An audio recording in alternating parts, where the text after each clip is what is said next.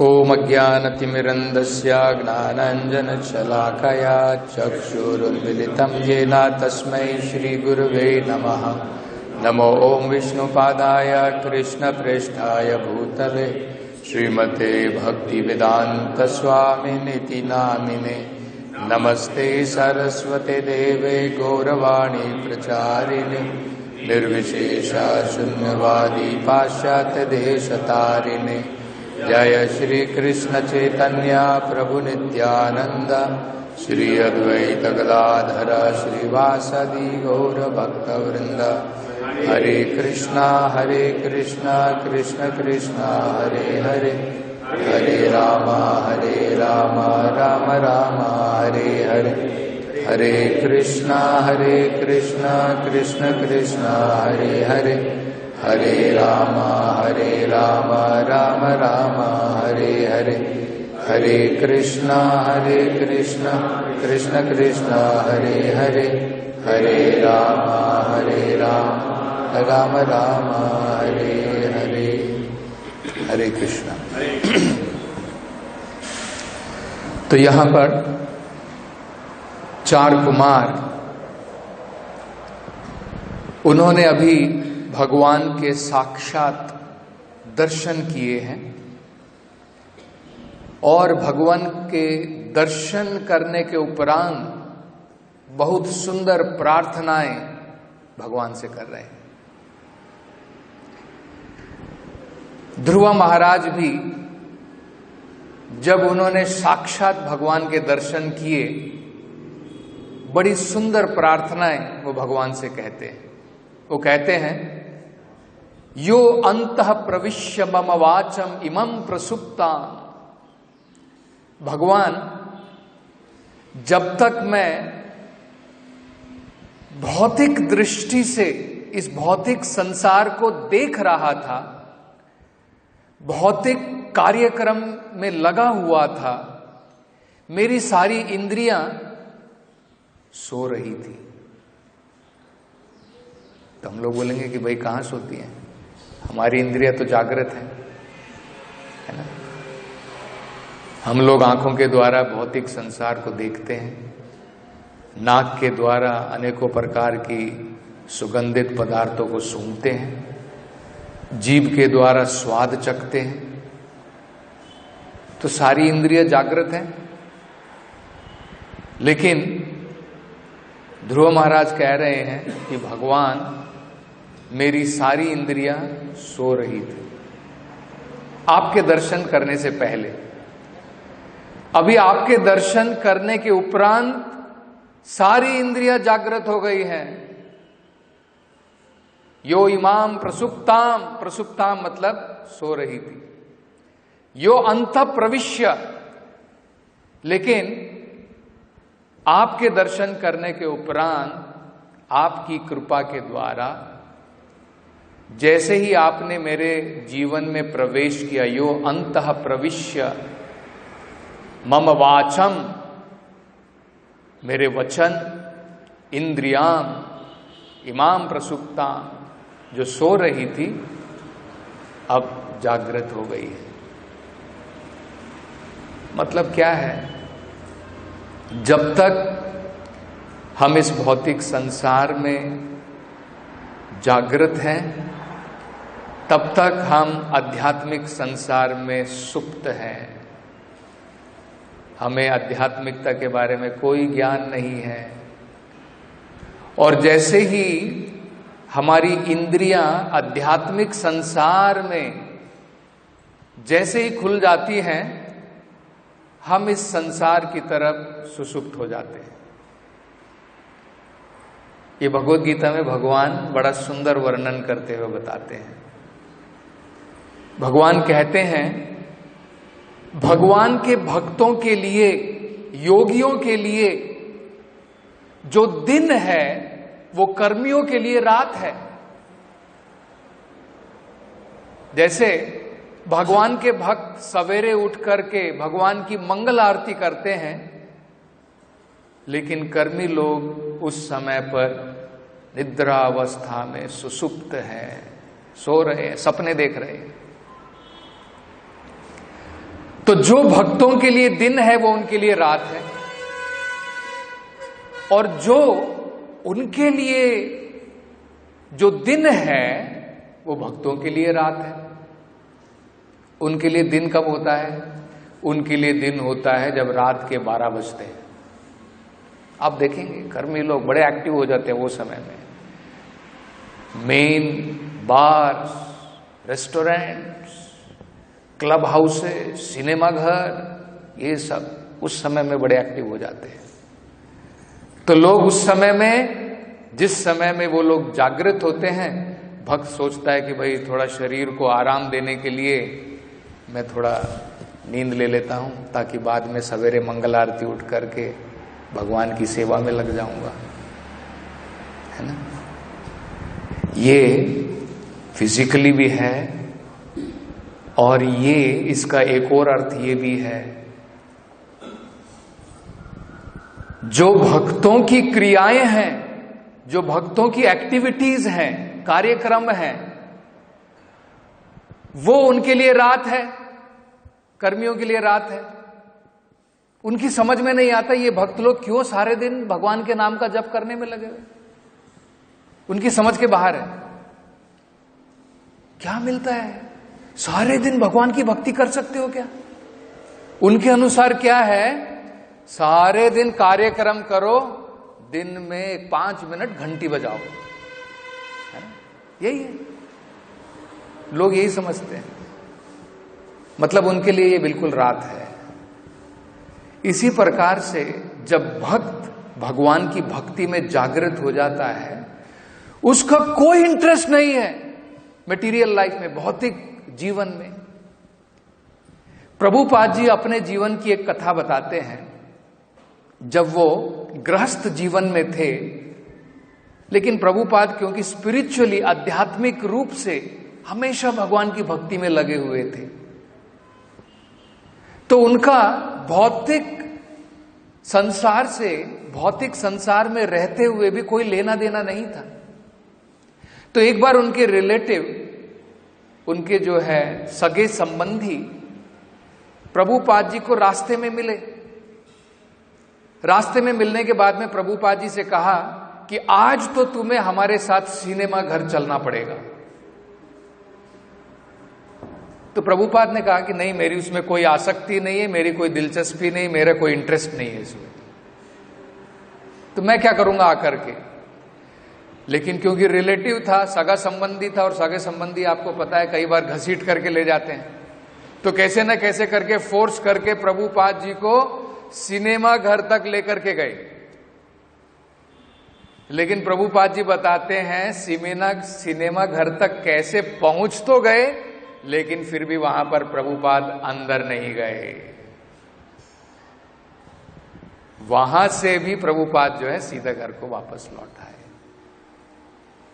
क्योंकि भगवान का भक्त जो है, उनकी, जिनकी आध्यात्मिक जीवन में आंखें खुल चुकी हैं, अब उनकी आंखें इस भौतिक संसार से, इस प्रकार से, इन प्रकार के कुकर्मों से बंद है। ये भागवत में भी बड़ा सुंदर उदाहरण दिया है। भगवान के भक्त और जो इस भौतिक संसार में जो कर्मी हैं, जो केवल इस भौतिक संसार को भोगना चाहते हैं, उनका बड़ा सुंदर कंपैरिजन दिया है। भागवत में बताया है, भगवान का भक्त जो है वो हंस के बराबर है, और जो भौतिक संसार को भोगना चाहते हैं वो एक कौवे के बराबर है। They're like crow. तो जिस प्रकार से हंस जो है उसका कोई इंटरेस्ट नहीं है गंदगी खाने के लिए। हंस जो है मान सरोवर के सुंदर शुद्ध जल में कमल के फूलों के बीच में क्रीड़ा करता है, उसमें मग्न रहता है, उसमें उसका आनंद है। लेकिन कौवे लोग कभी वहां पर नहीं आएंगे। कौवे लोग कहां पर जमा होंगे? भागवत में बताया है, जो किताबों में जिन गाथाओं के द्वारा, जिन शब्दों के द्वारा भगवान की महिमाओं का गान नहीं है, तद वायसम तीर्थम उशंति मानसाहा।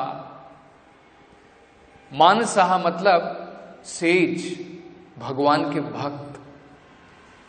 उनके लिए वो किताबें, वो शब्द जो बहुत सुंदर तरीके से अलंकृत क्यों ना हो, सजाए गए हो, उसमें बहुत सुंदर कविता क्यों ना हो, पोएट्री क्यों ना हो, लेकिन अगर उसमें भगवान की महिमाओं का गान नहीं है, तद वायसम तीर्थम, वो केवल कौवों का तीर्थ स्थान है। भक्तों का तीर्थ स्थान कहां है? गंगा नदी है, वृंदावन है, हरिद्वार है, ऋषिकेश है, ये भक्तों का तीर्थ स्थान है। कौवों का भी तीर्थ स्थान होता है, भागवत में बताया है। जैसे तीर्थ स्थानों पर बहुत सारे लोग जमा होते हैं, इसी प्रकार से कौवे भी अपने तीर्थ स्थान पर जमा होते हैं। उनका तीर्थ स्थान कौन सा होता है? कूड़ा करकट, गार्बेज, गंदगी, है ना। भगवान के भक्तों का उसमें कोई इंटरेस्ट नहीं है। तो देखिए कितना अंतर है। जब तक 4 कुमारों ने भगवान के दर्शन नहीं किए थे, उनकी सारी इंद्रियां सो रही थी। उनको लग रहा था, लेकिन एक्चुअली ये 4 कुमार कोई ऑर्डिनरी नहीं है, आम व्यक्ति की तरह नहीं, हमारी तरह नहीं है, हमारे से बहुत आगे बढ़ चुके हैं। लेकिन हमें जो यहां पर यह समझना है, आगे बढ़ने के बावजूद भी जब तक उन्होंने भगवान के साक्षात दर्शन नहीं किए, उनकी आध्यात्मिकता में कमी थी, उनकी आध्यात्मिकता पूर्ण नहीं हुई थी। इन भौतिक संसार से उसको उनका कोई लेना देना नहीं था, इन 4 कुमारों का। हम लोग इस भौतिक संसार में आसक्त हैं। ये 4 कुमार भौतिक संसार से निरासक्त थे, कोई आसक्ति नहीं थी। ये 4 कुमार हमेशा अपने आप को छोटे बच्चों के रूप में धारण करके बिल्कुल नग्न, बिना वस्त्रों के घूमते थे। हम लोग बिना वस्त्रों के घूम सकते हैं? पागल हो जाएंगे, we will become mad, intoxicated. लेकिन देखिए, मान लीजिए अगर स्त्री बिना वस्त्रों के घूम रही है तो हम लोग उन्मत्त हो जाएंगे, लेकिन इनका कोई लेना देना नहीं है, इनके कोई अट्रैक्शन नहीं है, इनकी कोई आसक्ति नहीं है इस भौतिक संसार से। क्यों? ये ऑलरेडी आध्यात्मिक जीवन में प्रगति कर चुके हैं। लेकिन इतनी प्रगति नहीं कर चुके हैं कि उनका दिल भर गया हो, कि उनकी आंखें अब जो है बिल्कुल उनके अंदर में एक प्रकार की सेटिस्फैक्शन हो गई हो। उतनी प्रगति उन्होंने अभी नहीं की थी।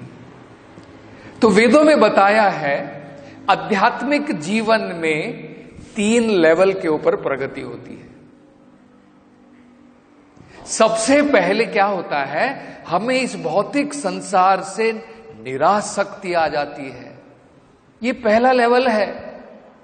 अहम ब्रह्मास्मि, मेरा इस संसार से कोई लेना देना नहीं है। जब हमें ये ज्ञान आ जाए, ये केवल हमारा पहला स्तर है। ऐसा नहीं कि हमने सब कुछ प्राप्त कर लिया है। वो कैसे प्राप्ति होती है, ये भी वेदों में बताया है। अनेकों अनेकों कर्मियों में से एक व्यक्ति इस भौतिक संसार में अनेकों हजारों जीवनों तक भोगने के बाद उसको ये ज्ञान प्राप्त होता है, मैं ब्रह्मन हूं, मैं आत्मा हूं, मुझे इस संसार से कोई लेना देना नहीं है। लेकिन ये पूर्ण ज्ञान नहीं है। मान लीजिए आप बीमार अवस्था में हैं, आपकी बीमारी दूर हो गई, ठीक है, आप बीमार अवस्था में थे, बीमारी दूर हो गई। उस बीमारी के दूर होने से आपको जरूर आनंद की प्राप्ति होती है। लेकिन क्या बीमारी मात्र दूर होने से आपको आनंद की प्राप्ति होगी?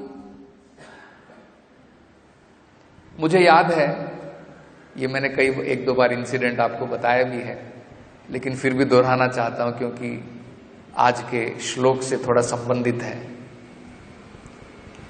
बचपन में मैं जब लगभग 10 या 11वीं कक्षा में था, उस समय में गवर्नमेंट का मलेरिया का जो है प्रचार चल रहा था कि मलेरिया की दवाई देनी चाहिए बच्चों को। तो किसी प्रकार से मेरे को भी जो है मलेरिया की दवाई दी गई और मेरे बॉडी में उसका रिएक्शन हुआ और उसके कारण क्या हुआ, मुझे दस्त लग गए। मतलब शरीर का पानी जो है धीरे धीरे डिहाइड्रेट हो जाता है। दस्त होने से यही होता है, लगातार जो है लूज मोशन होने से शरीर का पानी धीरे धीरे कम हो गया। तो मैं नॉर्मल दवाई वगैरह लेता रहा, ध्यान नहीं दिया, पूरी बॉडी डिहाइड्रेट हो गई और एक दिन स्कूल में बेहोश हो गया। तो वहां से बच्चे लोग जो है, टीचर्स लोग उठा करके मुझे घर लेकर आए। घर लेकर आने के बाद में तुरंत डॉक्टर को बुलाया गया और सलाइन की बोतल जो है गाड़ी में ही लगाई गई और वहां से जो है सीधा हॉस्पिटल। तो हॉस्पिटल में मुझे आज भी याद आता है, कम से कम 15 दिन मैं हॉस्पिटल में था। हॉस्पिटल में प्रैक्टिकली एक 4-5 दिन तो बिस्तर से भी उठने को नहीं। जरा सोचिए क्या हाल होता है। शरीर पर ही स्लाइन लगा है और वहीं पर बैठ करके सब कुछ, वहीं पर खाना, वहीं पर पीना, वहीं पर सब, बिस्तर के ऊपर। क्या हाल होगा। प्रैक्टिकली 15 दिन के बाद जब मुझे छुटकारा मिला हॉस्पिटल से, बड़ा आनंद, जीवन लग रहा है कि नया जीवन मिल गया मुझे, है ना।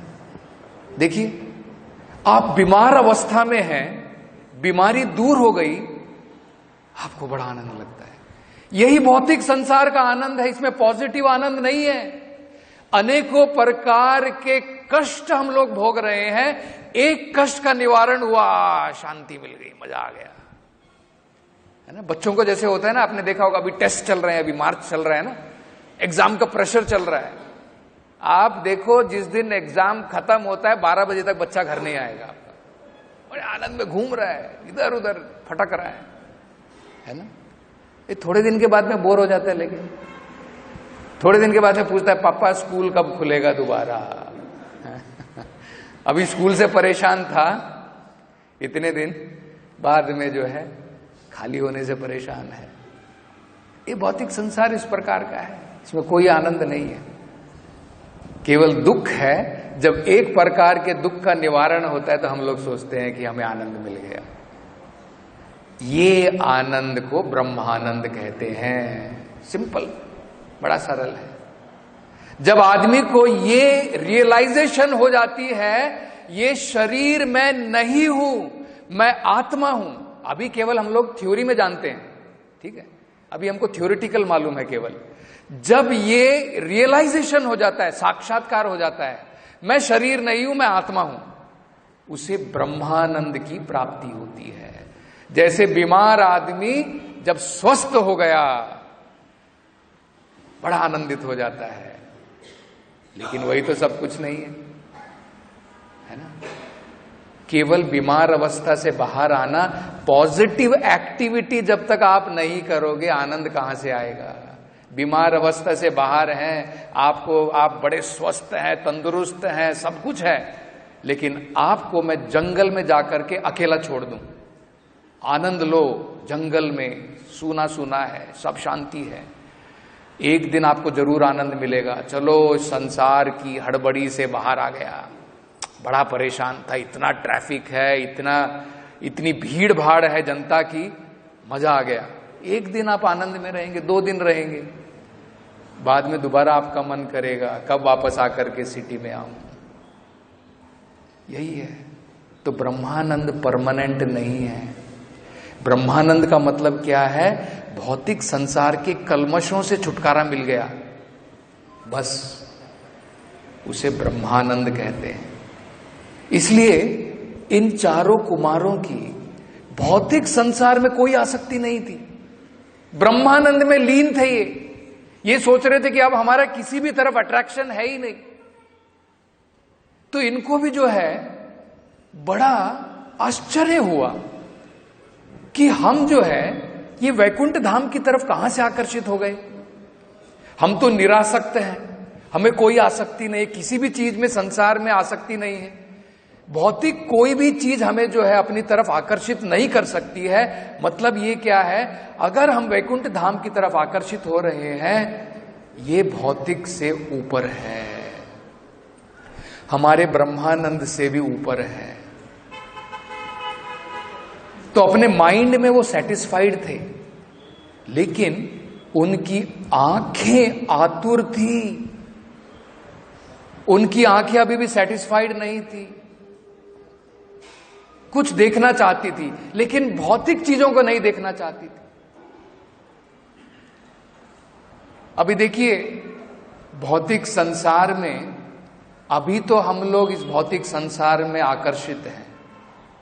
हम लोग देखते हैं, कोई सुंदर चीज को देखते हैं, लेकिन फिर भी सेटिस्फाइड नहीं है, सेटिस्फाइड नहीं।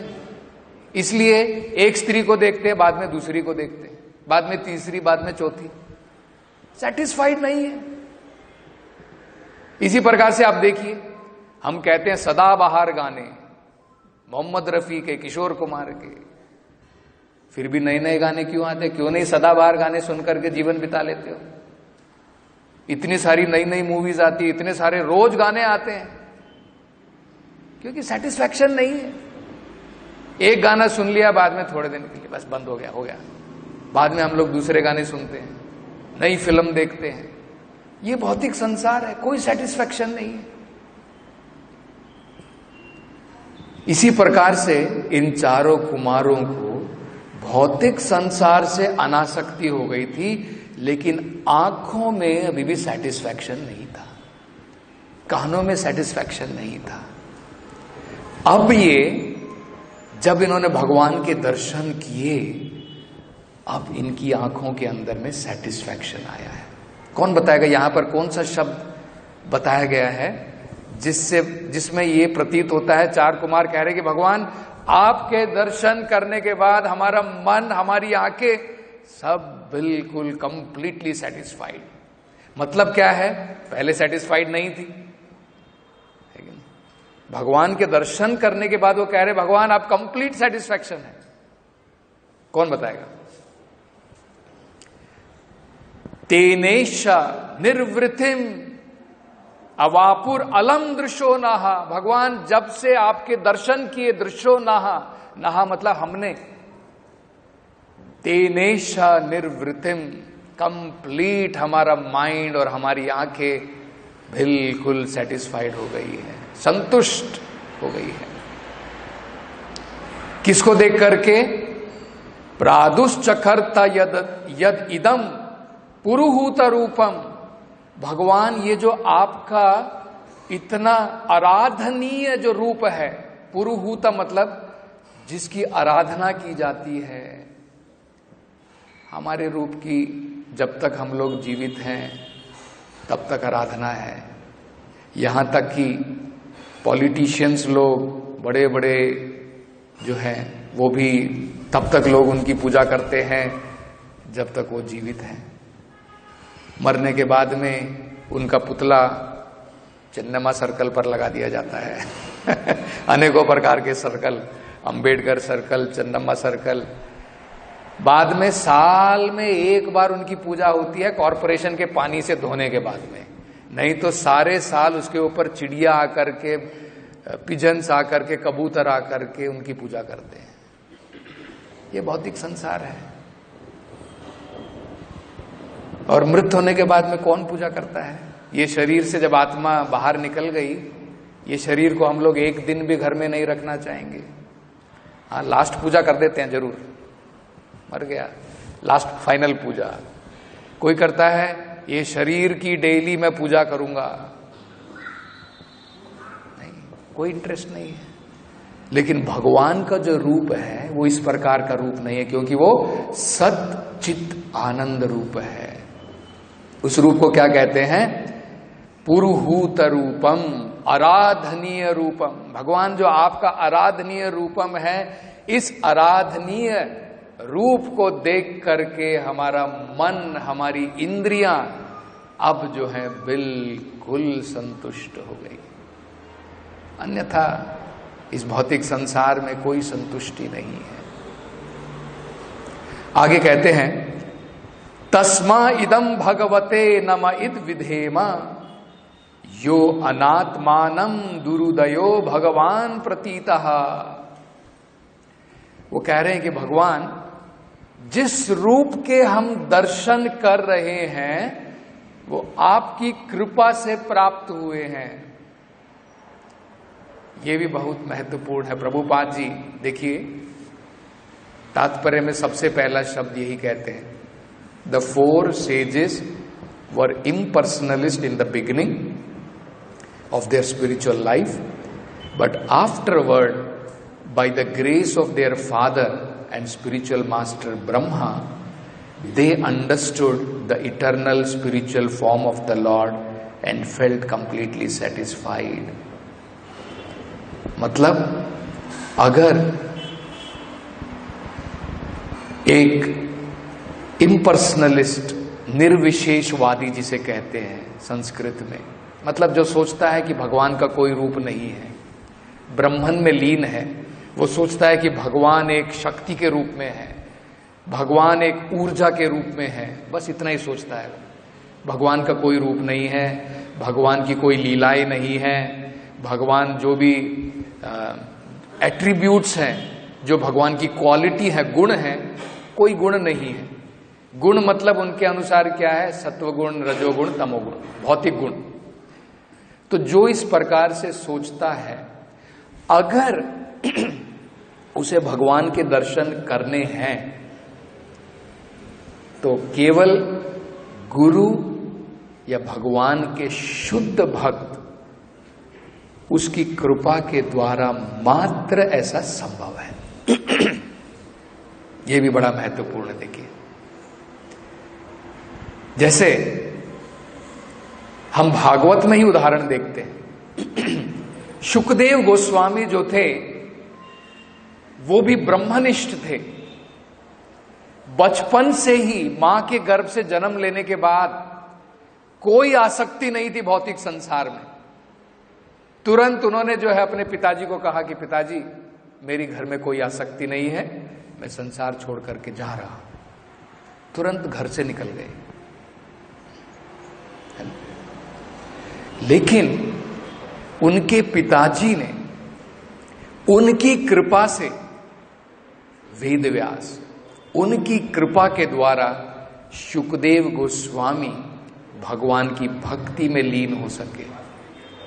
उन्होंने भागवत कथा सुनी और बाद में वही भागवत कथा परीक्षित महाराज को भी सुनाई।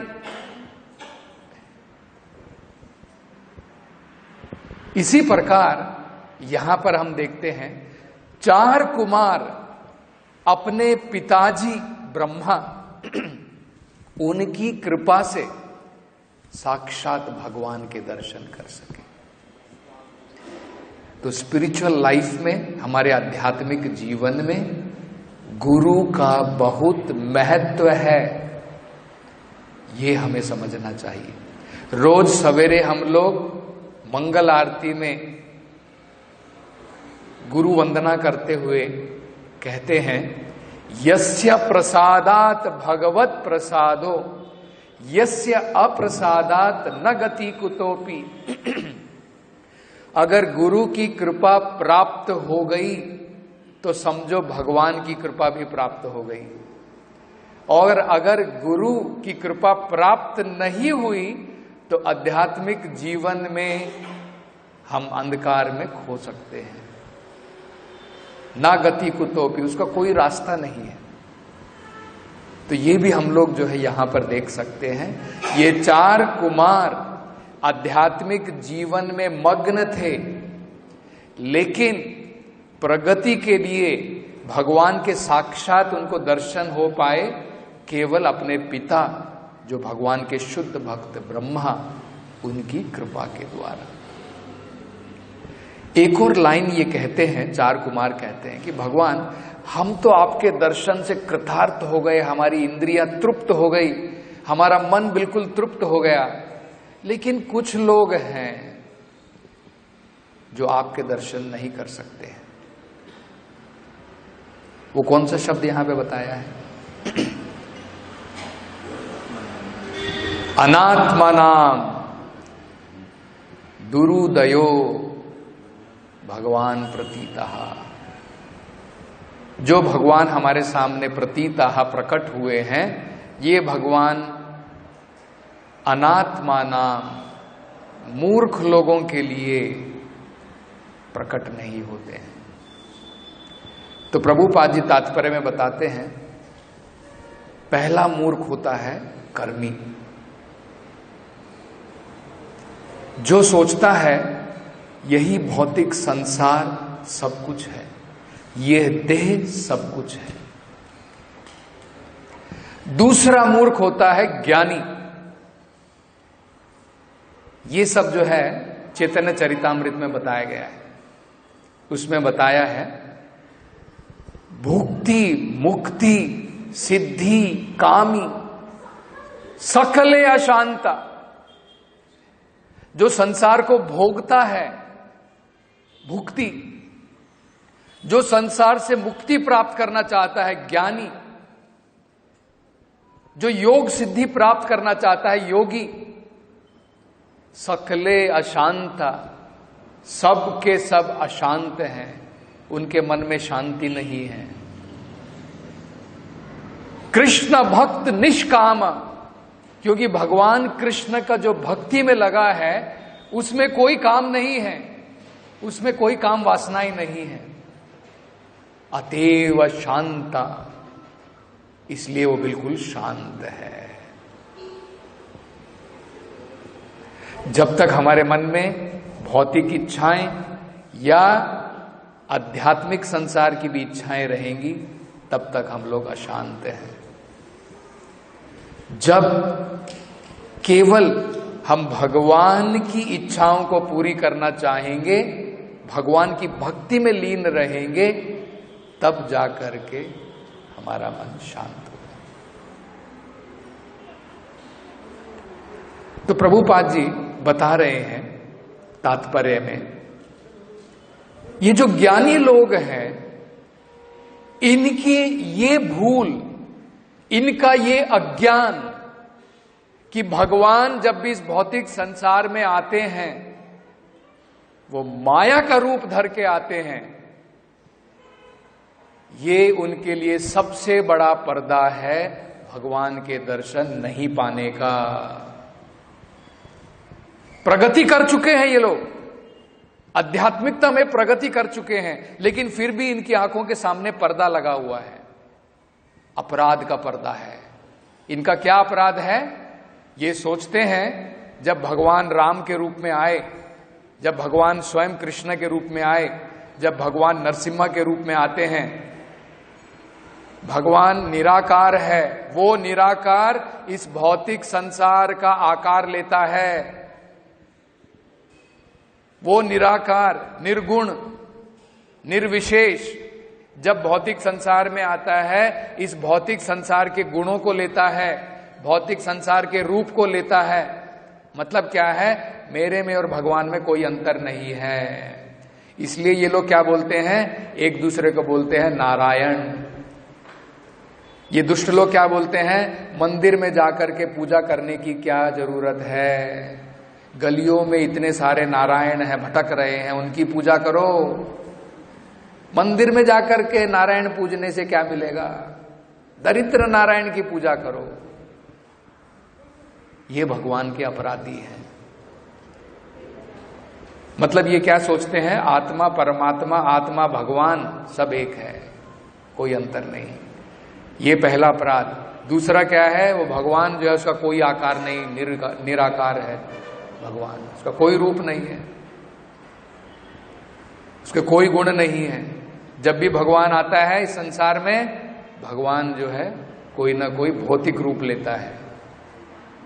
मतलब कृष्ण ने जो भगवत गीता कही है उसकी कोई वैल्यू नहीं है, यही हो गया ना मतलब। क्योंकि भगवान भी जब आए उन्होंने मटेरियल भौतिक रूप लिया, भौतिक रूप लेकर के भगवान ने भगवत गीता वाची। तो आप लोग भगवत गीता क्यों पढ़ रहे हैं? ये निर्विशेषवादी मायावादी लोग भगवत गीता पढ़ते हैं लेकिन फिर भी कहते हैं कि भगवान का कोई रूप नहीं है। तो ये इनके लिए सबसे बड़ी जो है रुकावट है। तो ये प्रभुपाद जी जो है अंत में बता रहे हैं, the theory of इम्पर्सनलिस्ट and so called Yogi that the supreme Lord assumes a particular form when he comes in touch with Maya, although actually he has no form. This very conception of impersonalist and so-called yogi checks them from seeing the Supreme Lord as he is. तो इनको जो है भक्त की कृपा जब प्राप्त होगी तब जाकर के ये भी, जिस तरीके से 4 कुमार उनको अपने पिता की कृपा प्राप्त हुई तब जाकर के उनको भगवान के दर्शन हुए। अन्यथा इन लोगों को क्या बताया गया है, अनात्मा नाम दुर्उदयो, उनके लिए भगवान मैनिफेस्ट नहीं होता है, उदित नहीं होता है। उदय का मतलब होता है उदय होना, सूरज उदय होता है ना। दुर्उदयो मतलब इनके लिए भगवान उदय नहीं होता है। एक और बहुत महत्वपूर्ण ये भी हम लोग समझ सकते हैं, देखिए इसमें ये जो शब्द बताया गया है, कुमार कह रहे हैं भगवान आपकी कृपा से आप हमारे सामने उदित हुए हैं, हमने अपने प्रयासों के द्वारा आपको नहीं देखा है। भगवान के रूप को हमारे प्रयासों के द्वारा नहीं देख सकते हैं। सूरज अगर रात को चला गया, आपके कोई भी आप सैकड़ों प्रयास कर लो, नहीं यहीं पर मैं सूरज को देखूंगा, पॉसिबिलिटी नहीं है। अगले दिन अपनी इच्छा के अनुसार जब सूरज दोबारा उदय होगा तब हम सूरज के दर्शन कर सकेंगे, है ना। इसी प्रकार जब भगवान हमारी भक्ति के द्वारा प्रसन्न होगा, हमारे प्रयासों के द्वारा जब भगवान प्रसन्न होगा, भगवान की कृपा होगी, तब भगवान की कृपा के द्वारा भगवान के दर्शन हम कर पाएंगे। नहीं तो बड़ा क्लियर बताया गया है, अतः श्री कृष्णा नामादि न भवेत ग्राह्यम इंद्रियैहि, इन इंद्रियों के द्वारा भगवान के नाम, भगवान के रूप कुछ नहीं देख सकते हैं। लेकिन आगे बताया है, जब अपनी जीभ के द्वारा, अतः श्री कृष्णा नामादि न भवेत ग्राह्यम इंद्रियैहि सेवोन्मुखे ही जिह्वादो, जब हम सेवा प्रारंभ कर देते हैं भगवान की, और सेवा कहां से प्रारंभ होती है, जीभ से प्रारंभ होती है। देखिए हाथ पांव से पहले प्रारंभ नहीं होती, वो बाद में है, पहले जीभ से प्रारंभ होती है। जीभ बहुत अनकंट्रोल्ड है। इस जीभ के लिए आदमी कहां से क्या क्या भटकता है, क्या क्या खाता है ना। इतनी अनकंट्रोल्ड है, कितनी हम लोग बकबक करते हैं। अमेरिका में एक बार एक कार्टून आया था, एक औरत जो अपने पति से कह रही है चैंट चैंट चैंट, भगवान के नाम का जप करो जप करो, और वो लिखता है कांट कांट कांट, नहीं कर सकता नहीं कर सकता नहीं कर सकता। मतलब ये जीव जो है फालतू की बहुत सारी चीजें बोलती है, लेकिन भगवान के नाम में नहीं बोलेगी। तो जब हम जीव के द्वारा भगवान की सेवा प्रारंभ कर देते हैं, कैसे करते हैं? भगवान का प्रसाद ग्रहण करो, भोग मत खाओ। भोग जब तक खाते रहोगे, हम एक प्रकार से पाप कर्म खा रहे हैं। समझ लीजिए, भोग खाने का मतलब क्या है? पाप खाना।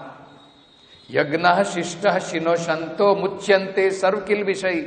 केवल जो भक्त लोग भगवान को प्रेम के द्वारा चढ़ा करके जो भोजन करते हैं, वो केवल पाप कर्मों से मुक्त हैं। अन्यथा हम केवल पाप कर्म खाते हैं। वो जीव की एक सेवा है। दूसरी क्या सेवा है? हमें भगवान के नाम का जप करना है और उसका श्रवण करना है।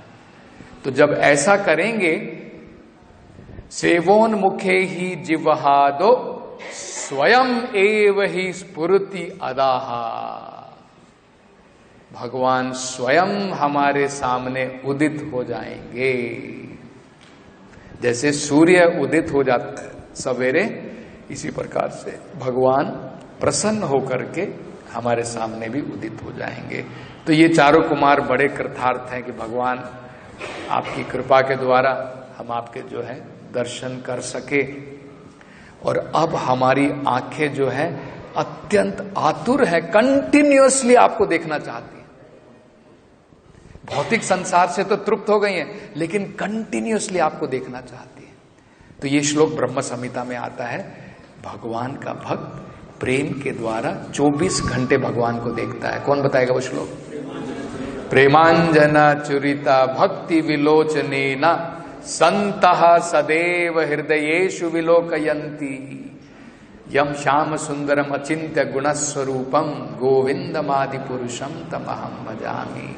अपनी आंखों के ऊपर पर्दा निकाल करके प्रेम की अंजना, प्रेम की दवाई जब हम अपनी आंखों में लगाएं, कई बार आपने देखा होगा ना, आंखों में जब कैटरैक्ट आ जाता है, आंखों में कुछ गंदगी आ जाती है, तो हमें क्या करना पड़ता है? वो गंदगी या कैटरैक्ट निकालना पड़ता है, तब हमें दोबारा ठीक से दिखाई देता है। इसी प्रकार से जब तक भौतिक गंदगियां हमारे मन के अंदर में है, हमारी आंखें कवर्ड है, हम भगवान के दर्शन नहीं कर पाएंगे। प्रेम की अंजना, प्रेम की जो ऑइंटमेंट है, अंजना का मतलब होता है दवाई, काजल जैसे हम लोग लगाते हैं ना आंखों में, तो जब हम उसकी दवाई लगाएंगे तो ये संसार की कैटरैक्ट, ये गंदगियां धुल जाएंगी, तब भगवान के साक्षात दर्शन हम लोग कर सकेंगे, 24 घंटे कर सकेंगे। तो ये आज के जो है श्लोक का तात्पर्य, इसके साथ समाप्त करेंगे। ग्रंथराज श्रीमद् भागवतम की जय। जगत गुरु श्रील प्रभुपाद की जय।